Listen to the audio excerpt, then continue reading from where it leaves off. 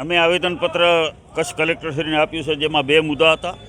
એક મુદ્દો વીજ લાઈનો જે સમગ્ર કચ્છમાં પસાર થઈ રહી છે, અને આપ સૌ જાણો છો કે સમગ્ર ગુજરાતમાં અત્યારે ખેડૂતો આંદોલન કરી રહ્યા છે, અને સરકારે જે તારીખ 4/7/2023નો પરિપત્ર બહાર પાડ્યો છે એનો અમે સખત વિરોધ કરીએ છીએ, અને ખેડૂતોને ન્યાય મળે, અધિકાર મળે એમના માટેનું આવેદનપત્ર હતું.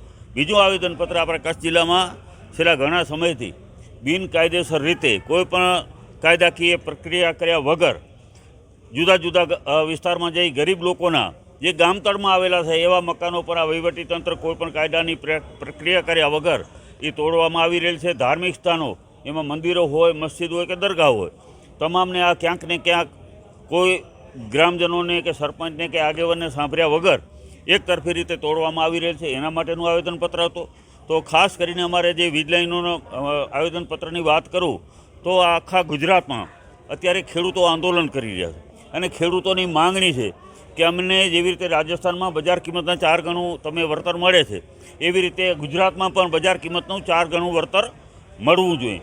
અને ઘણા ટાઈમના આંદોલન પછી સરકારે 4/7/2023નો એક પરિપત્ર બહાર પાડ્યો, અને પરિપત્રમાં એવું ખેડૂતોને સમજાવવામાં આવ્યું કે તમને બજાર કિંમતના 2 ગણા 200% વળતર અમે આપીશું.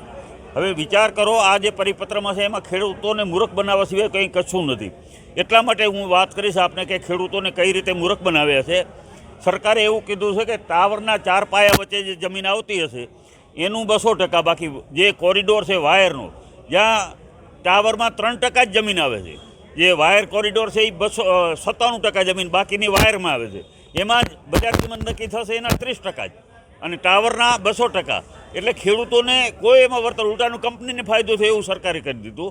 એટલે અમારી એક તો માંગણી છે કે તમારે જેટલી જમીન આવે, વાયરના કોરિડોરમાં આવે કે ટાવરમાં આવે, જે પણ નક્કી કરો બજાર કિંમતના, એ બધું એમને પ્રમાણમાં સરખું મળવું જોઈએ. તો અમારી માંગણી છે 200%ની બજાર કિંમતના 400%. જે રાજસ્થાન સરકાર, જ્યાં ભાજપની જ સરકાર છે, ત્યાં જો અપાતું હોય તો ગુજરાતમાં શા માટે નહીં? એક મુદ્દો અમારો એ હતો.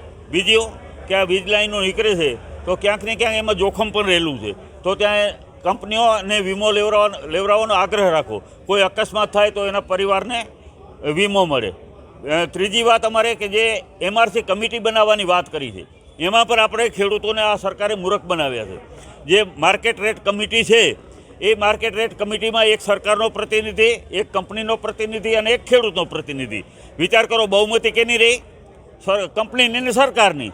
ખેડૂતનો અવાજ તો એમાં ક્યાં રહેવાનો નથી. તો ખેડૂત જે નક્કી કરશે કે મારી અહીંયા માર્કેટ રેટ 5,000 રૂપિયા છે અને હું બે લોકો 2,500 કે 3,000 કરશે, તો કયો ભાવ નક્કી મંજૂર થશે?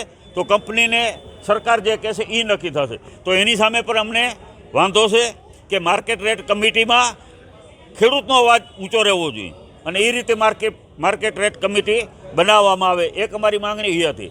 બીજી વાત એ છે કે એને કાયમી જમીનનું નુકસાન જવાનું છે, બરાબર? એ જમીનની વેલ્યુ ઘટી જવાની છે જ્યાં લાઈનો નીકળે છે ત્યાં. તો એને પણ ધ્યાનમાં સરકાર લે. બજાર કિંમત નક્કી કરતી વખતે ત્યાં પણ એને પણ નક્કી કરવા, અને એને એ નુકસાનને પણ નક્કી કરવામાં આવે, અને એ પ્રમાણે વળતર આપવામાં આવે. વીજ લાઇનની આજુબાજુમાં બિનખેતી જમીન છે. સરકાર એમ કહેતી હોય કે ટાવરમાં આટલા મીટરનો જ અમે લઈએ છીએ, પણ એને બધાને ટાવરથી 10-10 મીટર દૂર સુધી બિનખેતી ખેડૂત નહીં કરી શકે. આ પણ એક મોટું નુકસાન છે. અમે કલેક્ટરશ્રીને અત્યારે અમે રજૂઆત કરી કે તમે બજાર કિંમત નક્કી કરો છો, અમારે કોઈ સંસ્થા માટે, શિક્ષણ સંસ્થા માટે તમે જમીન લેવી હોય તો એના ભાવ તમે ક્યાંય ઊંચા કરો છો, અને જ્યારે ખેડૂતને આપવાની વાત હોય ત્યારે તમે જંત્રીને બજાર કિંમતને એના ભાવ નીચા કરો. બે વસ્તુ તો નહીં ચાલે. જે ઊંચા ભાવો સરકારી જે તે વિસ્તારમાં જમીનો આપી હોય એ ઊંચામાં ઊંચા ભાવો મંજૂર કરવાની સરકારને માર્કેટ રેટ ગણવામાં આવે. બીજી વાત અમારી કે આ વીજ લાઈનો કોઈ ખેતી હેતુ માટે નથી.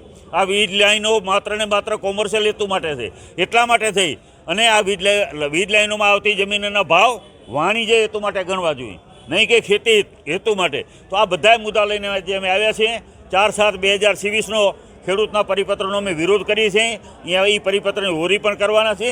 અને બીજી વાત, અમારો મુખ્ય મુદ્દો હતો કે અત્યારે કચ્છ જિલ્લામાં જુદા જુદા વિસ્તારોમાં જે ગરીબ લોકોના મકાનો તોડે છે, અને ગામતળમાં જઈને પણ ધાર્મિક સ્થાનો જે વર્ષો જૂના, કોઈ 500 વર્ષ 1000 વર્ષના પણ ધાર્મિક સ્થાનો હશે, એવા પણ આ લોકો તોડી નાખે છે. દરગાહ હોય મંદિરો હોય કે મસ્જિદો હોય, તો અમારી માંગણી એ છે કે વર્ષો જૂના જે દબાણ જે ધાર્મિક સ્થાનો છે અને એ ધાર્મિક સ્થાનોને ક્યાંય ને ક્યાંય નુકસાન કરવામાં ના આવે, ગ્રામજનોને આગેવાનોને સાંભળવામાં આવે. અને બીજી વાત અમે એ કહી કે તમે ધાર્મિક સ્થાનો અત્યારે ઘણા હજી પણ હાઈવે ઉપર આપણે જોતા હોઈએ છીએ, બનતા હોય છે, તો તમે ત્યારે કેમ અટકાવતા નથી? તો હવે જે દબાણો ન થાય એ તો અટકાવવા જોઈએ. અને ખાસ કરીને ગામડાઓમાં કે આપણે અત્યારે ડ્રોન સર્વેની વાત ચાલી રહી છે કે ડ્રોન સર્વે કરી અને પ્લોટના એરિયા નક્કી કરવાના છે. જ્યાં સુધી ડ્રોન સર્વે ન થઈ રહે ત્યાં સુધી કોઈ પણ ગામ તળમાં આવેલું મકાન, કારણ કે એમની પાસે કોઈ આધાર તો છે નહીં કે બિનખેતી તો એ પ્લોટ છે નહીં કે કેટલા વિસ્તારનો પ્લોટ છે, સરકારી રેકર્ડ ઉપર પણ એમનો પ્લોટનો માપ નથી. તો અમારી માંગણી એ છે કે જ્યાં સુધી ડ્રોન સર્વે ન થઈ રહે ત્યાં સુધી પણ ગામતળની અંદર કોઈ મકાનો તોડવા જોઈએ નહીં. તો બસ આ મુદ્દાઓ ઉપર લઈ અને ખેડૂતોને અધિકાર અપાવવા માટે, ખેડૂતોને ન્યાય અપાવવા માટે આજ કોંગ્રેસ અને ખેડૂતો સાથે મળી અને અમે જે અમારે રજૂઆત કરવાની હતી કલેક્ટરશ્રીને કીધું છે કે અમારો અવાજ સરકાર સુધી પહોંચાડો. બસ આ વાત લઈને અમે આવ્યા હતા. આપ સૌનો આભાર.